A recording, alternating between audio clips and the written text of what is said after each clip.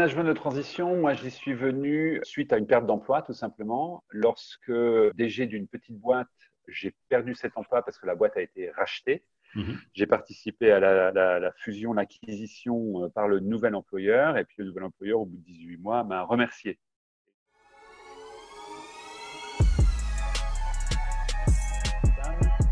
Après un conseil d'administration avec Reynold Geiger, Emmanuel Esti est descendu dans mon bureau et je lui ai dit mais bon, ça s'est bien passé, tout va bien, on a pas mal de trucs à voir là ensemble. Et là il m'a dit merci mais non merci, au revoir Pierre. C'est le jour où la foudre m'est tombée dessus, c'était vraiment ce jour-là parce que je n'ai pas compris. Et aujourd'hui, 20 ans plus tard, je n'ai toujours pas compris pourquoi il avait pris cette décision. Toutes sortes de choses. Certains ont dit qu'il avait peur que je prenne sa place, j'y crois pas. Certains ont dit que j'allais pas assez vite, 45% de croissance, c'est pas mal. Certains ont dit que j'avais pas assez d'épaules pour virer des distributeurs et les racheter, c'est-à-dire que j'étais pas assez dur en affaires. Ça, je peux l'entendre. Mais bon, bref, au total, la foudre, elle m'est tombée ce jour-là dessus. Et depuis, ben, il faut bien vivre. Mais quand tu as 35 ans, c'est un peu plus facile. À l'époque, j'en avais même pas 35. C'est un peu plus facile que quand on a 55 et que tu as peur parce que tu n'as connu qu'un seul univers.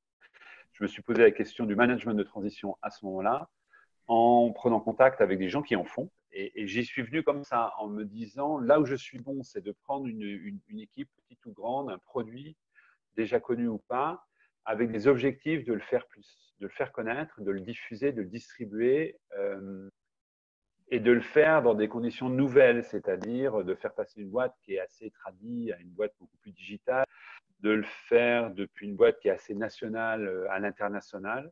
Qu'est-ce qui me branche dans le management de transition? La curiosité. Aujourd'hui, je suis intervenu dans les parfums, les cosmétiques, les aides auditives, le thé, le café, le culinaire. Qu'est-ce que j'oublie? Le retail, bien entendu, et toujours à l'international. Je suis allé en Corée, je suis allé au Japon, je suis allé à Hawaï, mais je suis aussi allé à Bière et à Sion ou à La Chaux-de-Fonds en Suisse. C'est juste sensationnel d'avoir cette chance. Toutes ces missions, je les ai trouvées grâce au réseau. Mais Linksider pour ça, et non seulement dans leur dur, mais c'est même à la base du développement de nombre d'activités aujourd'hui. Et quand je lis que des entreprises françaises ou même internationales découvrent le télétravail, découvrent la mobilité des cadres, découvrent la fragilité de l'emploi, ça me fascine parce que ça fait 10 ans que je le vis. Donc, oui, je pense que c'est un mode de vie déjà acquis pour bon nombre de personnes partout dans le monde. Je reviens d'Angleterre où les gens changent de métier et de boîte beaucoup plus souvent qu'en France. Aujourd'hui, et particulièrement pour des seniors, l'employabilité est fragilisée. Et donc, je ne connais pas de seniors qui se disent qu'il est employé dans sa boîte pour toujours et que tout va très bien jusqu'à la retraite. Pas d'où. Au contraire, il faut se remettre en cause en permanence et même se remettant en cause, même en étant content, la boîte peut changer instantanément d'actionnaire, d'orientation, de stratégie, de dirigeant. Un point extrêmement important dans le management de transition, c'est le réseau. C'est-à-dire qu'une entreprise ne recrute plus une pléthore de gens pour toujours. Une entreprise aujourd'hui, un petit noyau à la fois d'actionnaires et de dirigeants qui font appel à des compétences externes pour toutes sortes de missions, projets. Et ça se fait grâce au réseau. Ça se fait parce qu'on rencontre un directeur commercial international ou un patron d'usine ou un directeur industriel ou un directeur logistique qu'on le connaît, qu'on lui fait confiance.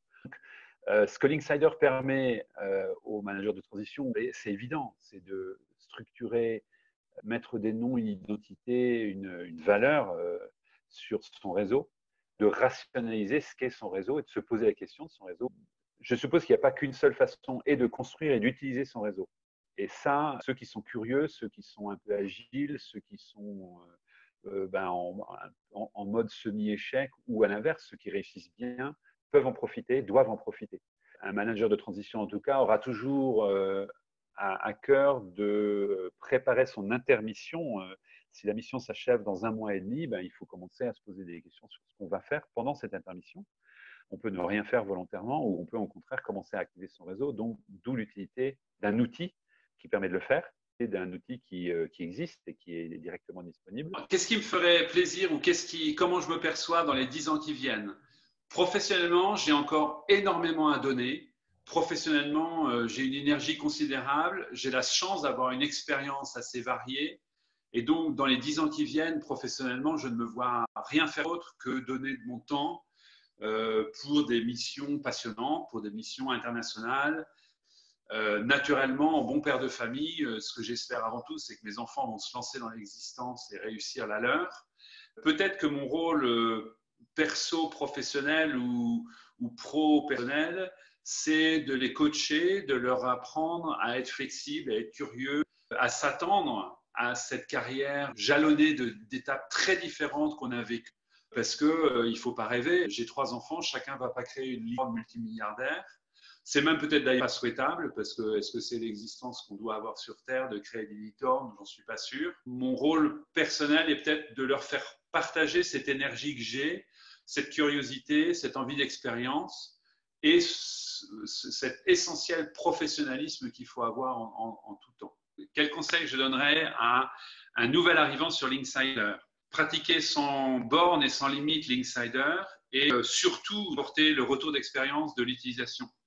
Donc, je pense que ce qui est essentiel dans ces premiers mois d'existence de la plateforme, c'est d'absolument participer à son évolution, son amélioration et sa diffusion. Donc, il faut la faire connaître, il faut l'utiliser, il faut revenir vers les fondateurs pour l'améliorer.